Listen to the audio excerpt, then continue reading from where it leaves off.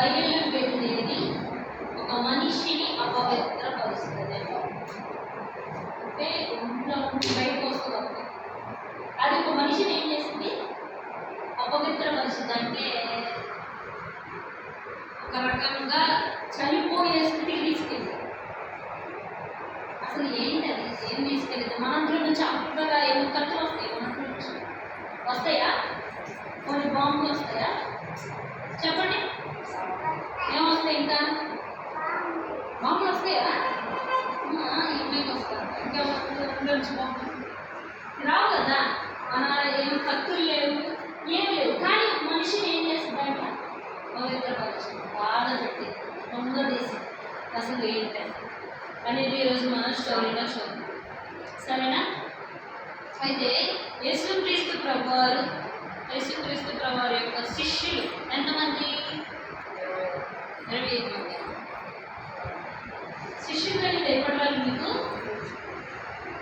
యేసుక్రీస్తు ప్రభువారు శిష్యులు ఎంతమంది? 12 మంది. ఎంతమంది? చెప్పండి,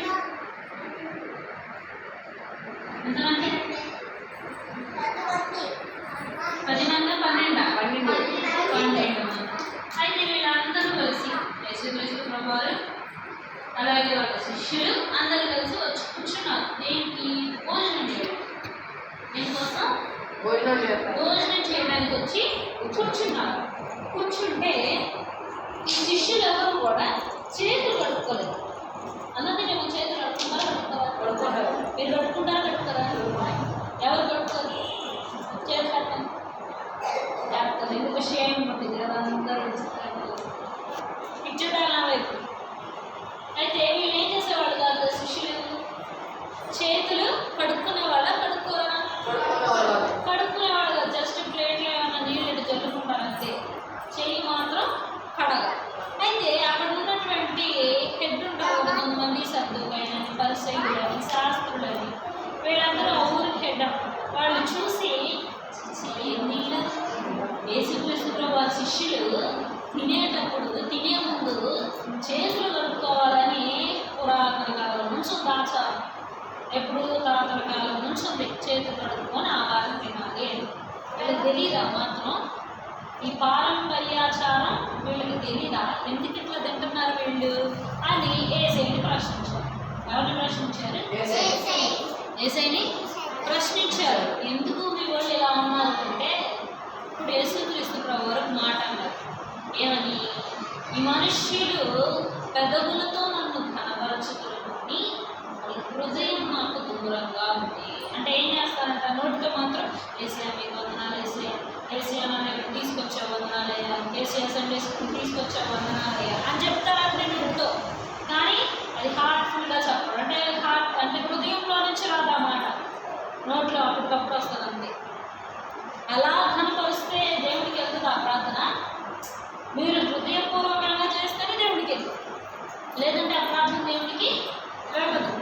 అందుకని యేసుక్రీస్తు ప్రభువారి మాట చెబుతూ, ఈ మాట యెషయా గారు రాశారు, మిమ్మల్ని కరెక్ట్గానే రాశారు. ఈ మాట మీకు తగినదే ఈ మాట అని. ఏమని చెప్పాడు? మీకు తగినదే ఈ మాట. ఏంటి ఆ మాట?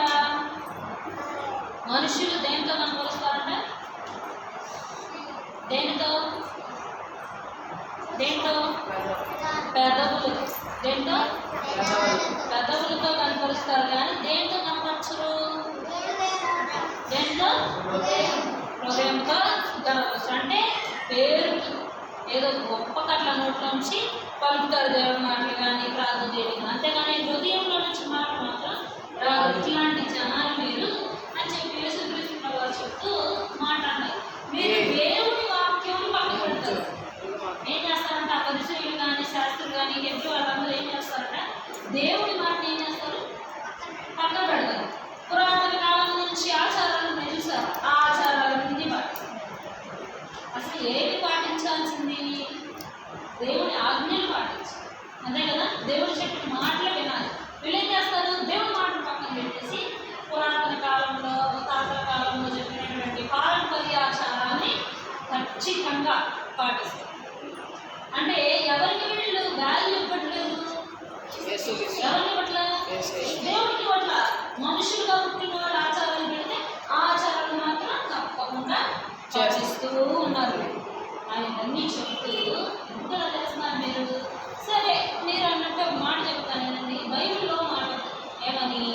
తల్లిదండ్రుల్ని ఎవరైనా దూషించినా, సరిగ్గా చూసుకోకపోయినా, మాట ఇవ్వకపోయినా వాళ్ళకు మరణ శిక్ష వచ్చింది అని చెప్పాడు మోషే అనే వ్యక్తి. మీరేం చెప్తున్నారు? మేము మాట విన్నారాస్తాం అని యేసుక్రీస్తు ప్రభువు ఎవరిని ప్రశ్నించారు? పరిసయ్యుల్ని, శాస్త్రుల్ని ప్రశ్నించారు. మీరు వింటున్నారా? వాళ్ళంతా ఊరుకునే ఏమన్నా చెప్పారంట తల్లిదండ్రులు దైవాత్మికం అంటే దేవుడే చూసుకుంటాడు అని చెప్పి వాళ్ళకి ఇష్టం. ఏం చేస్తున్నారు? ఏదైనా చెప్తే నాన్న ఈ మంచి పని చేయాలి, ఇలా ఉండాలంటే దేవుడే చూసుకుంటాడు అని వెళ్ళిపోతారు. అంటే తల్లిదండ్రులు మాట ఏం చేయట్లేదు, వాళ్ళు లెక్క చేయట్లా, మాట వినట్లా. ఆజ్ఞల్లో ఉంటుంది ఏంటది? తల్లిదండ్రులు ఏం చేయాలి? సన్మానించాలి అని, వాళ్ళకి గౌరవం ఇవ్వాలి, వారు చెప్పిన మాటను వినాలి. మరి వీళ్ళు వింటున్నారా?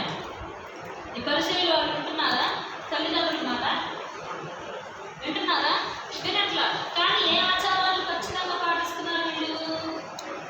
పారంపర్యాచారం పాతకాలం నుంచి వస్తున్న ఆచారాలను మాత్రం విడవకుండా పాటిస్తున్నారు. దేవుని మాటలు మాత్రం వాళ్ళు పాటించారు. ఏం చేస్తారు? దేవుని మాటల్ని పక్కన పెట్టేస్తారు. అప్పుడు యేసుక్రీస్తు ప్రభువు వీళ్ళందరికీ చెప్పి అక్కడి నుంచి ఆ ప్రదేశం నుంచి బయటకు వచ్చి జనాలందరినీ పిలిచాడు. రెండు మీకు ఒక విషయం చెప్తాను. అందరూ వచ్చారు. చెప్పయ్యా ఏం పిలిచాము అందరినీ. ఇప్పుడు గుర్తుపెట్టుకోండి, బయట నుంచి లోపలికి వెళ్ళింది మనిషిని చెడగొట్టదు, మనిషిని హాని చేయదు. కానీ లోపల నుంచి బయటికి వచ్చేది మనిషిని చెడగొడుతుంది, మనిషిని నాశనం చేస్తుంది అని చెప్పి అనగానే అర్థమైంది. మీకేంటి మాటలు అర్థమైందా? శిష్యులకు కూడా అర్థం కాదు. శిష్యులు కూడా ఏంటి చెప్తే అక్కడ కొంచెం జనాల దగ్గర మాకు అర్థం కాలేదంటే, ఇంత అవివేకంగా ఉన్నారేంటి వీళ్ళకి, ఇంత తెలివి తక్కువగా ఉన్నారేంటి అన్నారు. ఎందుకు ఆలోచించలేకపోయారు? నేనేం చెప్పాను? బయట నుంచి లోపలికి వెళ్ళేది కూడా మనిషిని ఏం చేయదు, దేని హాని చేయదు. కానీ లోపల నుంచి బయటకు వచ్చేది మాత్రం ఏం చేస్తుంది? చెప్పాలందరూ ఏం చేస్తుంది? హాని చేస్తుంది. అసలు ఏంటది అని అంటే, మనం బయట నుంచి లోపలికి ఏం తీసుకుంటాం? ఆహారం తీసుకుంటాం. అదేమైంది? ఆహారం ఎక్కడికి వెళ్ళిద్ది? లివర్లోకి వెళ్ళిద్దా, లంగ్స్లోకి వెళ్ళిద్దా, ఊపిరితిత్తుల వాటిలోకి వెళ్ళిద్ది. అంటే ఆహారం ఎక్కడికి వెళ్ళిద్ది?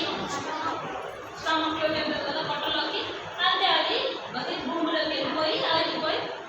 కానీ మరి లోపల నుంచి బయటకు వచ్చేది అంటే హృదయంలో ఉన్నటువంటి ఆలోచన, మాటలు, తలంపు అవన్నీ బయటకు వస్తాయి. ఇప్పుడు ఒకరు బూతులు మాట్లాడతారు, అరే అని మాట్లాడేస్తాం లేదా? ఈ షెడ్లో నీ పక్కన ఉండొద్దు, ఇక్కడ మాట్లాడద్దు, మనసుకుండా చెడిపోతాం అంటే నీ మాటలు ఏం చేస్తుంది? నీలో నుంచి బయటకు వచ్చి ఆ వ్యక్తిని ఏం చేస్తుంది?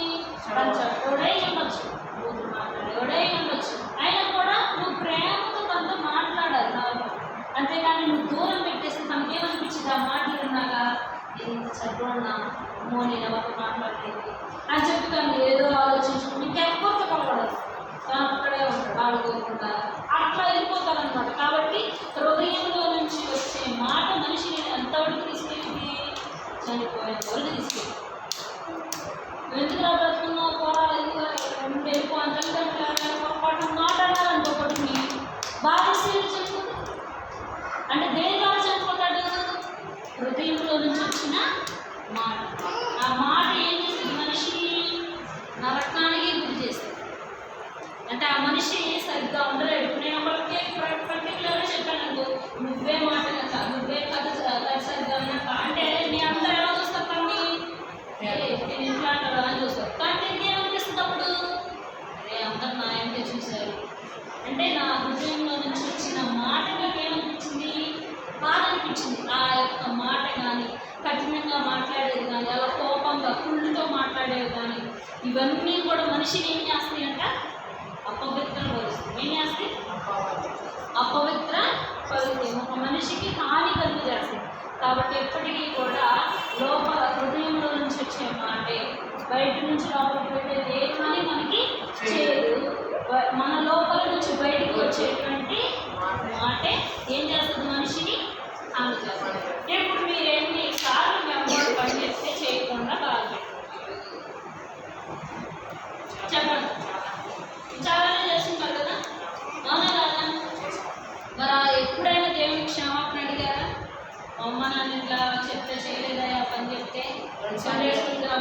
పారిపోయింది కాకుండా గుర్తొచ్చిన ఎప్పుడైనా మీకు ఇవన్నీ మోకరించండి, అందరూ చేతులు జోడించండి, కళ్ళు వేయండి. అయ్యా యేసయ్యా, నా నోట్లో నుంచి వచ్చిన ఎన్నో మాటల ద్వారా ఎంతో మందిని నేను బాధ పెట్టాను యేసయ్యా, తెలిసి తెలియక చేశానయ్యా, నన్ను క్షమించు అని అందరూ ప్రార్థించాలి. అందరూ మోకరించాలి, సరిగ్గా చేతులు జోడించాలి, కళ్ళు మూసుకోవాలి. ప్రతి ఒక్కరు ప్రార్థన చేయాలి. మీరు ఒకవేళ తెలిసి తెలియక మీ హృదయంలో నుంచి కుళ్ళుతోనో లేదా మీకు ఇంకా కోపంతో ఏదో మాట అనేసి ఉంటే కనుక నన్ను క్షమించేసే అని ప్రార్థన చేయాలి. మిమ్మల్ని వెంటనే క్షమించేస్తాడు యేసు. చేయాలి ప్రార్థన.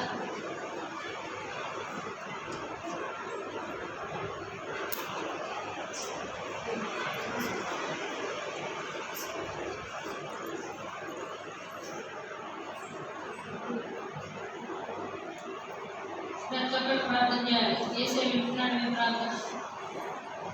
ఇక్కడ నుంచి అమ్మ నాన్న చెప్పిన మాట వింటాం యేసయ్యా. మా నోటి నుండి అబద్ధాలు మానిపం యేసయ్యా అని ప్రార్థన చేయాలి. హల్లెలూయా.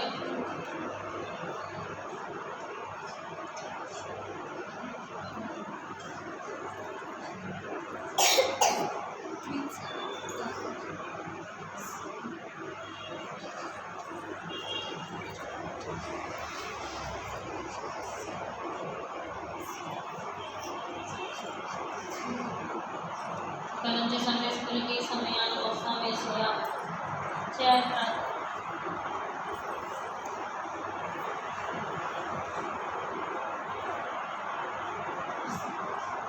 పరిశుద్ధుడి పరిశుద్ధుడి పరిశుద్ధుడి ప్రధాన జతలతో మన కోటి సమూహములతో కూడబడిచినటువంటి తండ్రి మీకు వందనాలు, స్తుతి స్తోత్రాలు నాయన. ఎంతోమంది ప్రభు ఈరోజు చూడకుండా తండ్రి నశించుకోవచ్చుగానైనా మీరు చేయకుండా మమ్మల్ని ఎప్పటికీ సజీవులకు ఉంచారు. అందును బట్టి వందనాలు తండ్రి. అలాగే నేను ఈరోజు ప్రభు ఎల్జిఎం చర్చ్కి మీరు నడిపించినందుకే వందనాలు చెల్లించుకుంటున్నాను తండ్రి. బిడ్డ చేసినటువంటి యాక్షన్ సంస్కారాలైనా పాడే పాట ద్వారా మీ నామం కష్టపడితే మంచున్నారు తండ్రి. అలాగేనైనా తండ్రి ప్రభు బిడ్డలు విన్నటువంటి కథ గుర్తుపెట్టి మీ జ్ఞానం దయచేయండి తండ్రి. మరణైన హృదయంలో నుంచి వచ్చేటువంటి మాటలు ప్రభు ఎంతమందిని గాయపరుస్తున్నాయి, ఎంతమందికి బాధను కలుగజేస్తే ఈ బిడ్డలకి తెలియజేస్తున్నారు అన్నారు తండ్రి. నేను అది ఎంత కఠినమైనదో ఎంత ఘోరమైనదో మీకు తెలియజేస్తున్నావు అన్నారు తండ్రి. నేను బిడ్డలు ప్రభు కథ గుర్తుపెట్టుకుని నవ్వు వేసుకునే కృపలు దయచేయండి తండ్రి. నేను బిడ్డలకు మంచి తెలియని జ్ఞానం దయచేయండి ప్రభు. మీరు చదువు దాటు పట్ల తోడుగా ఉన్నట్టు తండ్రి. మీరు అమ్మనాన్న చేతి కష్టార్జితాన్ని దీవించి మరింతగా ఆశీర్వదించండి తండ్రి.